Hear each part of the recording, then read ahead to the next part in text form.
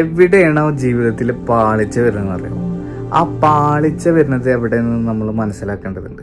ഒരുപാട് കാര്യങ്ങൾ പരിശ്രമിക്കുമ്പോൾ നിരന്തരം പരിശ്രമം നടത്തുന്നുണ്ട്, പക്ഷെ എവിടെയും സക്സസ് ആവണില്ല. അങ്ങനെ വരുന്ന സമയത്ത് നമ്മൾ മനസ്സിലാക്കേണ്ടത് എന്താ പറയുക, അവിടെ നമ്മൾ ഒന്ന് നിർത്തണം. എന്നിട്ട് ഒന്ന് ബാക്കിക്ക് നമ്മളെ ഫീഡ്ബാക്ക് ഒന്ന് നോക്കുക. എന്നിട്ട് അതിൽ നമ്മൾ ഒരു കൺക്ലൂഷൻ എത്തണം. എവിടെയാണ് ഈ പാളിച്ച വന്നത്, അത് ഏത് പോയിന്റിലാണ് എനിക്ക് മിസ്റ്റേക്ക് വരുന്നത്.